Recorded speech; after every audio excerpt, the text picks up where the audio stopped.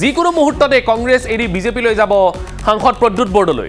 প্ৰদ্যুৎ বৰদলৈক বিজেপিত যোগদান কৰিবলৈ আমন্ত্ৰণ জনাইছে মুখ্যমন্ত্ৰীয়ে আৰু মুখ্যমন্ত্ৰীয়ে কৈছে প্ৰদ্যুৎ বৰদলৈ বিজেপিলৈ আহিলে উচিত সন্মান দিয়া হ'ব। প্ৰদ্যুৎ বৰদলৈৰ বাবে বিধানসভাৰ এখন আসনো সাজু কৰিব বিজেপিয়ে। কোনো সনাতনী হিন্দু কংগ্ৰেছত থাকিব নোৱাৰে বুলি পুনৰ এবাৰ উনুকিয়ালে মুখ্যমন্ত্ৰী ডক্টৰ হিমন্ত বিশ্ব শৰ্মাই। কংগ্ৰেছ ত্যাগ কৰিছে এপিচিচিৰ উপ সভাপতি নৱ তালুকদাৰে এআইচিচিৰ সভাপতি মল্লিকাৰ্জুন খাৰ্গেলৈ পদত্যাগ পত্ৰ প্ৰেৰণ কৰিছে তালুকদাৰে। গৌৰৱ গগৈৰ কাম কাজত ক্ষোভ প্ৰকাশ কৰি দুয়োগৰাকী নেতা দিল্লীলৈ উৰা মাৰিছিল আৰু তাৰ পাছত আনুষ্ঠানিকতা সম্পন্ন কৰিছে নৱ তালুকদাৰে আৰু খন্তেক সময় আগতেই নৱ তালুকদাৰে এআইচিচিলৈ পদত্যাগ পত্ৰ প্ৰেৰণ কৰিছে আৰু হয়তো বেছি সময় নাই, অলপ সময়ৰ পাছতেই প্ৰদ্যুৎ বৰদলৈৰ খবৰো পোৱা যাব। আনুষ্ঠানিকতা মাত্ৰ বাকী, কাৰণ কথা বতৰা চলি আছে। গতিকে কি আপডেট আছে দিল্লীৰ পৰা আমি এই মুহূৰ্তত সংযুক্ত হৈছোঁ আমাৰ দিল্লীৰ ব্যুৰো অংকুৰ কলিতাৰ সৈতে। অংকুৰ, এই মুহূৰ্তত আপোনাৰ ওচৰলৈ আহিছোঁ, দিল্লীৰ পৰা কি আপডেট আছে এই মুহূৰ্তত, ব্ৰেকিং নিউজ কি আছে? নিশ্চয়কৈ মানস প্ৰতিম ডেকা আৰু কিছু আনুষ্ঠানিকতা আহে বাকী। আচলতে কিছু সময়ৰ পাছতে প্ৰদ্যুৎ বৰদলৈ তেখেতৰ যি পদত্যাগ পত্ৰ সেয়া ৰাজহুৱাকৈ আচলতে দিব। আৰু এই মুহূৰ্তত এটা কথা উল্লেখ কৰা হৈছে যে আজি সন্ধ্যাৰ ভাগত যেতিয়া মুখ্যমন্ত্ৰীয়ে কোৰ কমিটিৰ বৈঠকৰ শেষত সংবাদ মাধ্যমক সম্বোধন কৰিছিল, তেতিয়াই আচলতে স্পষ্টকৈ সংবাদ মাধ্যমৰ আগত জনাইছিল যে যদি প্ৰদ্যুৎ বৰদলৈ বিজেপিত যোগদান কৰিব বিচাৰে তেতিয়া তেখেতৰ বাবে দুৱাৰ খোলা আছে আৰু তেখেতক ভূপেন বৰাৰ দৰে আচলতে সন্মান সহকাৰে বিজেপিত গ্ৰহণ কৰা হ'ব। আৰু কোনো এটা সমষ্টিত যিকেইটা সমষ্টিত বিজেপিয়ে প্ৰতিদ্বন্দ্বিতা আগবঢ়াব, কোনো এটা সমষ্টিত তেখেতকো প্ৰতিদ্বন্দ্বিতা কৰিবলৈ সুবিধা দিয়া হ'ব। এই গোটেই প্ৰসংগ মুখ্যমন্ত্ৰীয়ে আচলতে সংবাদ অংকুৰ, এই মুহূৰ্তত মই জানিব বিচাৰিছোঁ যে মুখ্যমন্ত্ৰীৰ সৈতে প্ৰদ্যুৎ বৰদলৈ যি বৈঠক অনুষ্ঠিত কৰাৰ কথা আছিলে সেইখন বৈঠক হৈছে নেকি এতিয়ালৈকে?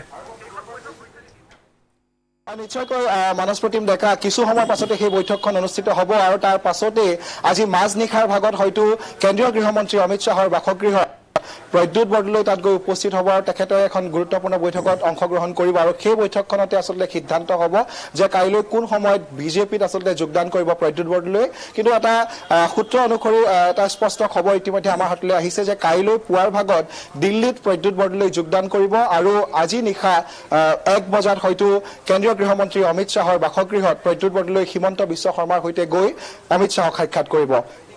মানে এতিয়াও দিল্লীত প্ৰদ্যুৎ বৰদলৈ আছে, এতিয়াও নৱ তালুকদাৰ আছে, এতিয়াও হিমন্ত বিশ্ব শৰ্মা আছে আৰু ইতিপূৰ্বেই এখন গুৰুত্বপূৰ্ণ বৈঠক সম্পন্ন হৈছে, যিখন বৈঠকক লৈ মুখ্যমন্ত্ৰীয়ে মন্তব্য কৰিছিল। এতিয়া মুখ্যমন্ত্ৰীয়ে কৈছিল যে প্ৰদ্যুৎ বৰদলৈৰ সৈতে কথা পতা নাই, আমি পাতিম, কিন্তু প্ৰদ্যুৎ বৰদলৈক আমি আদৰিবলৈ সাজু। এই মুহূৰ্তত এআইচিচিৰ পৰা কিবা খবৰ আহিছে নেকি? এআইচিচিলৈ কিবা পত্ৰ গৈছে নেকি? কাৰণ আমাৰ কিছু তথ্য আমি লাভ কৰিছোঁ যে পত্ৰখন হেনো প্ৰেৰণ কৰিছে বা কৰিবৰ উপক্ৰম হৈছে। কিবা খবৰ আহিছে নেকি এআইচিচিৰ পৰা অংকুৰ এতিয়ালৈকে? চাওক, আমাৰ হাতত থকা তথ্য অনুসৰিও আচলতে প্ৰদ্যুৎ বৰদলৈ তেখেতৰ যি পদত্যাগ পত্ৰ সেয়া এআইচিচিক দাখিল কৰিছে। কিন্তু আমি কিছু সময়ৰ পূৰ্বে এআইচিচিৰ সৈতেও আমি যোগাযোগ কৰিবলৈ, এআইচিচিৰ কিছু নেতৃত্বৰ সৈতেও যোগাযোগ কৰিবলৈ আমি চেষ্টা কৰিছিলোঁ। তেখেতলোকে কৈছে যে বৰ্তমান সময়লৈকে কোনো ধৰণৰ পত্ৰ আচলতে তেওঁলোকে লাভ কৰা নাই। কিন্তু নিশ্চিতভাৱে আজি নিশাৰ ভাগতে আচলতে প্ৰদ্যুৎ বৰদলৈ কংগ্ৰেছ ত্যাগ কৰি পদত্যাগ পত্ৰ তেখেতে এআইচিচি আৰু এখন পদত্যাগ পত্ৰ অসম প্ৰদেশ কংগ্ৰেছ কমিটিক দাখিল কৰাৰ কথা আজি নিশ্চয়কৈ আছে। সূত্ৰ অনুসৰি আমি সেই তথ্য পাইছোঁ আৰু কাইলৈ পুৱাৰ ভাগতে আচলতে তেখেতে বিজেপিত যোগদান কৰাৰ আচলতে কথা বতৰা আহি পৰিছে। কাৰণ বিজেপিয়ে কাইলৈ নিশাৰ ভাগত বা 19 মাৰ্চত আচলতে হয়তো পুৱাৰ ভাগত তেওঁলোকৰ প্ৰাৰ্থিত্বৰ যি তালিকা সেয়া প্ৰকাশ কৰিব। এখন আচলতে তালিকাতে প্ৰকাশ পাব প্ৰতিখন সমষ্টিৰ প্ৰাৰ্থীৰ নাম আৰু নিশ্চয়কৈ যিহেতু সময় যথেষ্ট কম বিজেপিৰ হাততো কাইলৈ পুৱাৰ ভাগতে যোগদান কৰাৰ সম্ভাৱনা আছে নতুন দিল্লীত। আৰু তাৰ পাছতেই দিছপুৰ সমষ্টিক লৈ ইতিমধ্যে চৰ্চা চলি আছে। হয়তো দিছপুৰ সমষ্টিৰ পৰা প্ৰদ্যুৎ বৰদলৈ প্ৰতিদ্বন্দ্বিতা আগবঢ়াব পাৰে বিজেপি দলৰ হৈ। অংকুৰ, বৰ্তমান ক'ত আছে প্ৰদ্যুৎ বৰদলৈ, বৰ্তমান ক'ত আছে নৱ তালুকদাৰ, তেওঁলোকৰ কিবা তথ্য পাইছে আপুনি?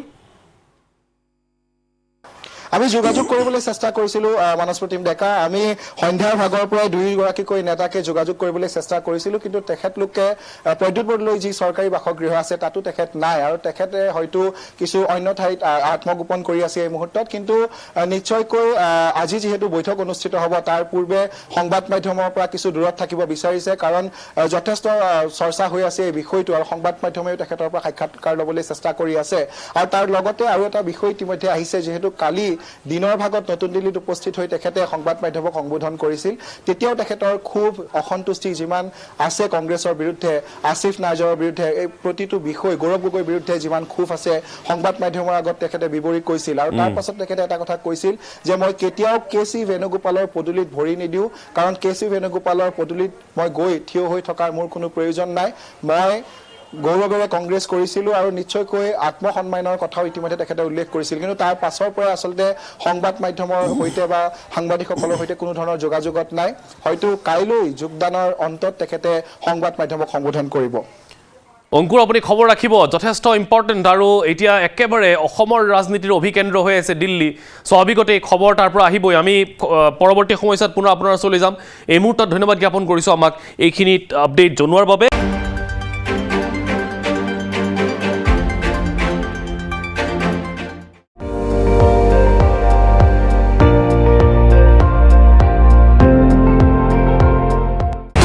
আপুনি চাই আছে ND24 সৰ্বশ্ৰেষ্ঠ নহয় সৰ্বোত্তমৰ দৌৰা